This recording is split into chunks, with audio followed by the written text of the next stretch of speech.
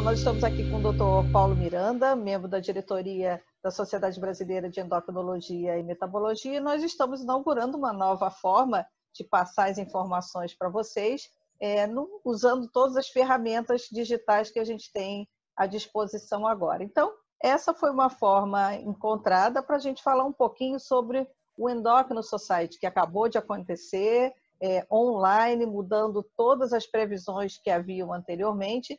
E o Dr. Paulo está aqui para destacar alguns pontos do evento. Dr. Paulo, a gente viu que o senhor acompanhou, que postou uma série de questões no seu Instagram, inclusive, né? O que a gente poderia dar como assim, um balanço bem geral dessa nova ferramenta que a Endocrino Society fez e alguma palestra que o senhor acredita que tenha sido assim, um ponto alto na sua opinião? Olá, Cristina, tudo bem? É um prazer estar aqui com você, discutindo esse tema, inaugurando essa forma diferente da gente também fazer uma comunicação dentro da Sociedade Brasileira de Endocrinologia e Metabologia.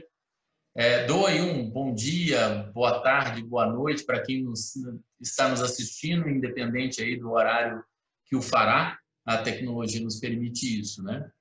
Bom, então, o Endo Online, que foi um destaque aí das últimas semanas, foi um evento que acabou por durar 2 semanas, né? Ele teve um desenho bastante interessante, né? A Endocrine Society, ela teve que se recriar, porque o Endo ele estava previsto para acontecer no final de março em São Francisco, né? Então ele teve que ser cancelado e eles recriaram o Endo Online a partir de parte da sua programação, mas a gente viu que o Endo Online ele teve uma programação mais enxuta e mais dispersa. Pontos muito interessantes é que ele trouxe um pouco daquilo que a gente vê no Endo, né? Então, teve palestras que a gente vê como as plenárias, os Meet the Professors e Clinical Case Management, que são eventos bastante interessantes, mas também traz um pouquinho da discussão da área básica, das apresentações orais, dos temas livres, que também são pontos muito altos do Endo. Tendo uma programação mais enxuta do que o programa habitual do Endo, que é um programa bastante amplo, a gente teve uma programação um pouco mais enxuta, mas teve também uma outra perspectiva, que foi o fato dele ser gratuito, disponibilizado para todos e todas que quisessem participar de qualquer parte do mundo. Isso nos fez com que a gente pudesse criar outras coisas também a partir do Endo. Uma das questões, por exemplo, foi trazer o Endo e a atividade do Congresso Internacional para dentro da minha aula de graduação em medicina, né? Então, no meio da nossa programação, a gente também aqui no Brasil teve que se reinventar enquanto professores, né? Transferindo parte da nossa atividade, aquela possível, para atividade online. E dentro da formação, a gente hoje conseguiu puxar aulas do Endo para serem debatidas dentro da graduação em medicina, através de trabalhos, né? Então, isso foi uma questão bastante interessante, porque eu ainda fiz uma postagem no Twitter que foi curtida, respondida pela rede da Endocrine Society, o que gerou também a interação dos meus alunos através do Twitter e através do Instagram, também com a Endocrine Society, postando aí a experiência deles em assistir aulas do Endo e trazer essas aulas para dentro de sala de aula, para nossa discussão, né? Então, essa do ser gratuito, né, e do ser online nos permitiu também que pessoas que antes não tinham acesso pudessem ter atualmente. Qual foi a reação dos estudantes ao poder ter essa ferramenta e essa disponibilidade de ter informação tão quente, gratuita e online, assim, quase em tempo real praticamente? A primeira reação deles foi uma tensão e um certo medo. Medo porque a proposta do trabalho que a gente fez com eles foi uma proposta de assistir e, a partir daquela aula, criar uma apresentação para os demais colegas. Então, a gente pegou temas diversificados, né? E eles deveriam, então, estudar uma aula em inglês. Apesar de eles poderem assistir várias vezes, o inglês ainda é uma barreira entre os nossos estudantes de medicina. E eu expliquei para eles que faz parte, inclusive, das competências da diretriz de formação do médico aqui no Brasil, o desempenho da língua inglesa. Então, era um treinamento importante para eles.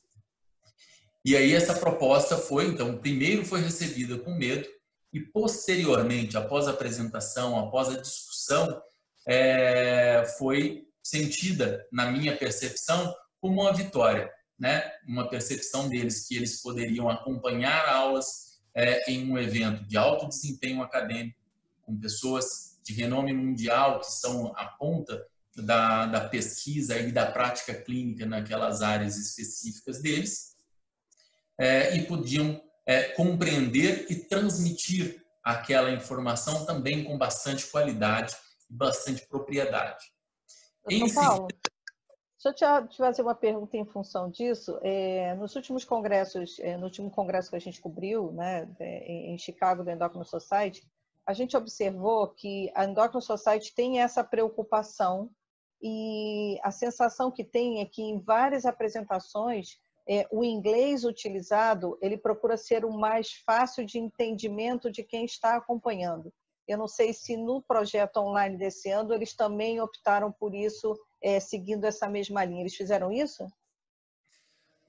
O inglês variava de acordo com o apresentador, como a gente observa, né, da nacionalidade, sotaque, e eventualmente algumas aulas poderiam ter algumas dificuldades com a variação também do volume da captação do som. Isso também traz alguma ansiedade. Mas, de maneira geral, né, a gente sabe, o inglês é a língua de comunicação da ciência no mundo. Né? Então, a língua da ciência no mundo é o inglês, isso é importante que a gente tenha essa consciência. E o que acontece? Uma instrução que eu sugeri para os meus alunos foi que, antes de assistir a aula, lessem sobre o tema, para que eles tivessem um ouvido acostumado para a informação que pudesse receber. De forma que o inglês técnico ele nos traz alguma maior facilidade na compreensão, e se você já tem uma familiaridade com o tema, fica ainda mais tranquilo para que você absorva aquela fala, aqueles termos eventualmente mais difíceis. Né? Então, acho que a percepção é muito para esse lado, sabe, Cris? Eu acho que há também do apresentador, obviamente, uma intenção de que a fala dele seja compreendida, né? Eles utilizam uma fala mais pausada, evitam aquelas apresentações muito corridas, né? As apresentações elas têm um tempo mais longo, justamente para que a fala não precise ser corrida, seja bem compreendida. No Instagram, a gente viu que você postou informações que foram divulgadas lá. Essa forma de interação também aproximou não só os estudantes, que eu achei essa colocação assim, para os estudantes incrível, né? Eu não sei nem se a Endocrine Society tem a noção de que isso alcançou as coisas dessa forma, né? Não, ela tem, foi muito interessante porque eu fiz uma postagem em inglês no meu Twitter marcando o Endo e a Endocrine Society. E eles me responderam, né, falando que estavam felizes pela atividade. E na minha resposta eles me pediram para contactar os alunos. Tá? E eles ficaram super felizes, né? Então, o que eles fizeram? Eles postaram as capas dos trabalhos de desenvolvimento que eles fizeram, né, nas suas redes, seja Twitter ou seja Instagram, marcando a Endocrine Society, que fez o repost ou o retweet daquela publicação deles. Então, eles ficaram muito satisfeitos, ficaram orgulhosos pela atividade. A Endocrine Society, durante todo o evento e posteriormente, todas as postagens que ela era marcada ela fazia o repost, seja no Stories ou depois fazia algum comentário, seja no Twitter, ou seja no Twitter, ou seja no Instagram. Então, ela acompanhou isso e fez uma dinâmica de interação com as pessoas que estavam assistindo muito grande. E eu via de maneira muito clara, né, na rede da Endocrine Society, que os brasileiros tiveram uma participação fenomenal, né, porque a gente via dos perfis que ela repostava no Stories do Instagram, ela tinha um número grande de participantes brasileiros que lá estavam compartilhando o momento do assistir aquela aula, fazendo comentários, o que foi também muito interessante, essa integração, né, do evento online com as mídias sociais foi utilizada de maneira muito interessante pela Endocrine Society. Isso acaba aproximando também o público, que o público vai acompanhando, né, as redes todas são abertas, o público vai acompanhando e entendendo que mesmo a distância está fazendo com que os brasileiros continuem se atualizando, preocupados com a ciência, acompanhando as últimas manifestações, as últimas pesquisas que estão sendo divulgadas. Ou seja, a distância, nesse caso, o problema todo causado pela pandemia acabou gerando um novo formato que talvez seja até continuado, né? Eu acho que a experiência online ela foi vivenciada de maneira absolutamente diferente do que a gente vivenciava anteriormente, né? Então, de maneira geral, até o assistir aulas à distância era visto como algo que não conseguiria nos entregar tudo que a gente queria. E, com certeza, ela não substitui o evento presencial, né? Por exemplo, na sua aula, a professora Ana Cláudia Latroni, que fez uma das aulas do Endo, ela mesma coloca, né? Ela fala sobre a construção de uma rede internacional de pesquisa e de publicações que ela construiu ao longo da sua carreira de sucesso como pesquisadora e professora. E um dos pontos que ela coloca, o momento que ela tem como um dos momentos onde ela faz esse network, onde ela faz discussão dos seus dados e criação de novas propostas, de novos projetos, dentro dos eventos presenciais, né? Ela cita o Endo especificamente como um desses locais, ou seja, essa parte, né, da construção do network científico, da conversa, dessa interação, os eventos online não conseguem substituir.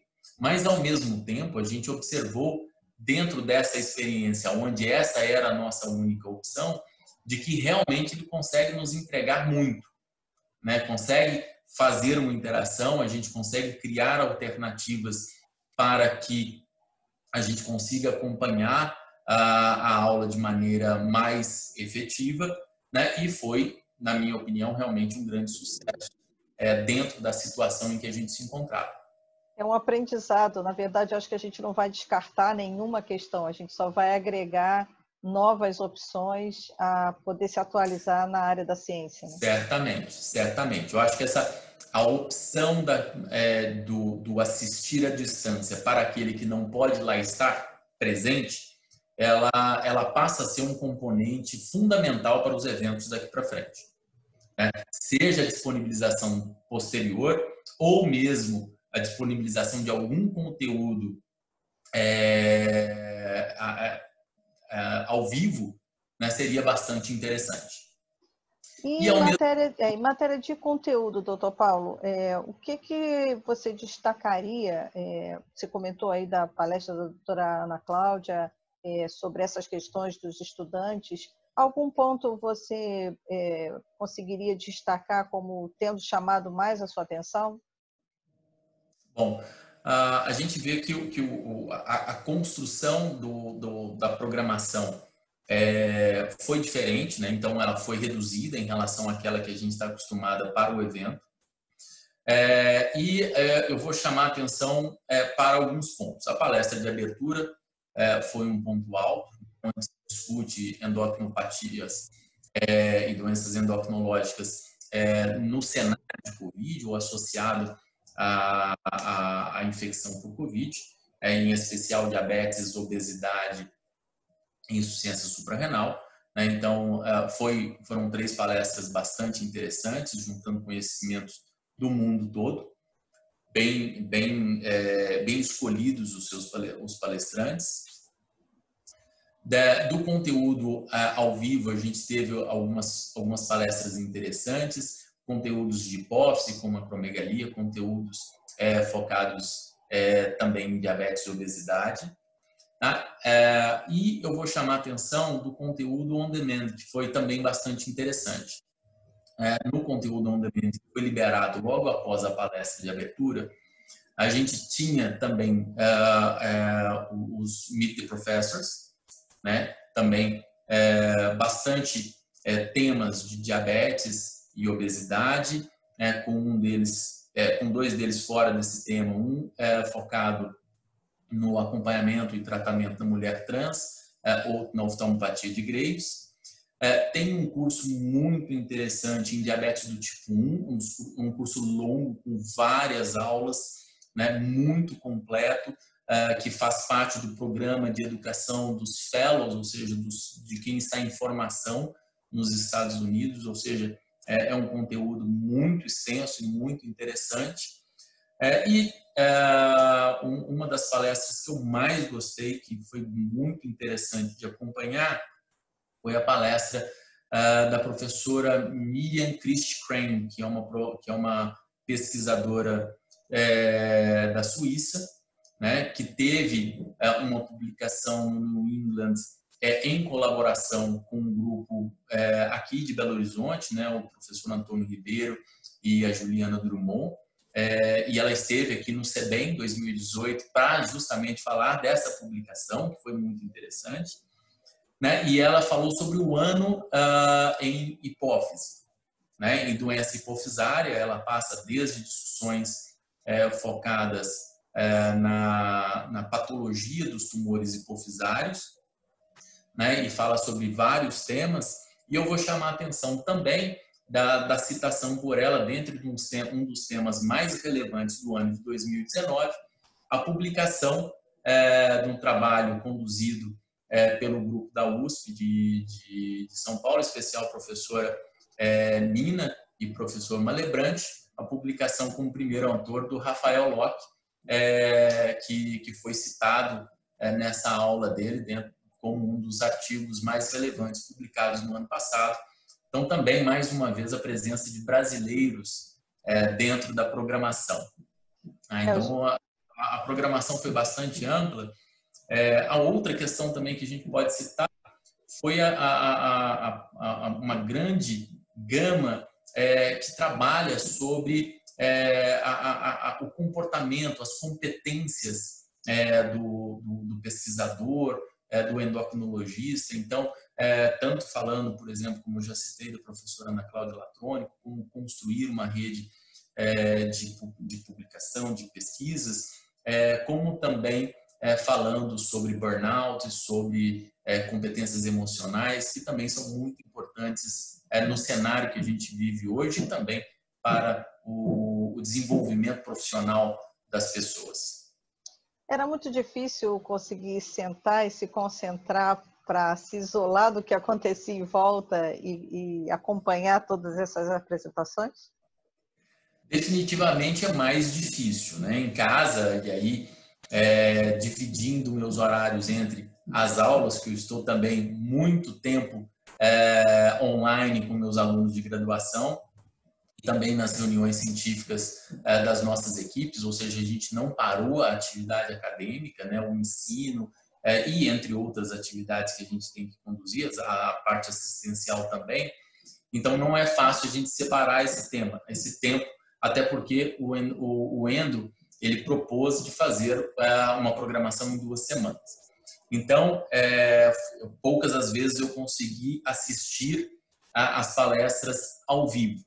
Mas como foi disponibilizada posteriormente, eu fiz um planejamento de assistir, aí assistia à noite, quando eu estava um pouquinho mais calmo, Tentei fazer uma agenda personalizada, o que é também uma vantagem do evento ficar gravado, né? E a gente consegue fazer essa agenda personalizada nossa, e até hoje eu continuo assistindo ou revendo uma aula quando eu tenho uma dúvida ou me surge o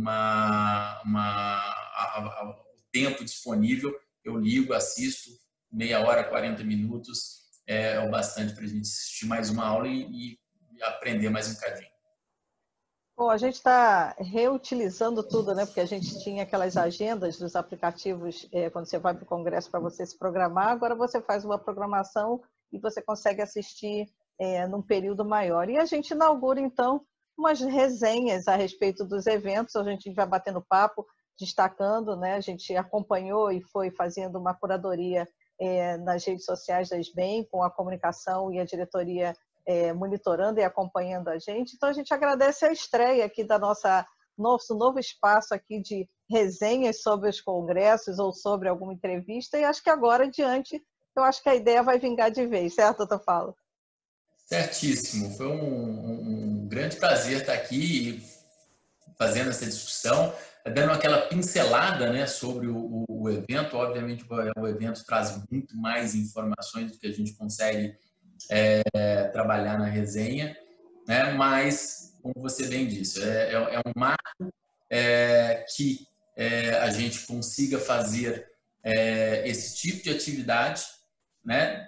E eu acho que a gente deve manter essa resenha, esses debates dessa maneira, não só com aqueles videozinhos curtos que a gente fazia, né? Mas eventualmente com uma oportunidade de discutir de uma maneira um pouco mais ampla alguns temas, né? E até mesmo a organização, os processos. Por quê? Porque a gente traz para nós também, a gente aprende com os acertos e com os erros, né? E a gente agrega valor àquilo que também a nossa sociedade pode oferecer para o nosso associado e também para todos aqueles que vão acompanhar os eventos da SBEM aí ao longo do ano. Então, a gente aproveita e já convida o pessoal, porque o vídeo vai para as redes sociais da SBEM, para o canal do YouTube, vai entrar no site e a gente vai sair divulgando em vários locais. E a gente ainda tem mais 2 entrevistas que também entrarão nessa série para análise sobre o que aconteceu no Endocrino Society Online. A gente agradece ao Dr. Paulo e a próxima entrevista vocês aguardem a entrada aí no canal. Viu, gente? Boa tarde, boa noite, bom dia. A gente não sabe qual é a hora, né? A gente agradece. Exatamente. Exatamente, a gente agradece a companhia de vocês.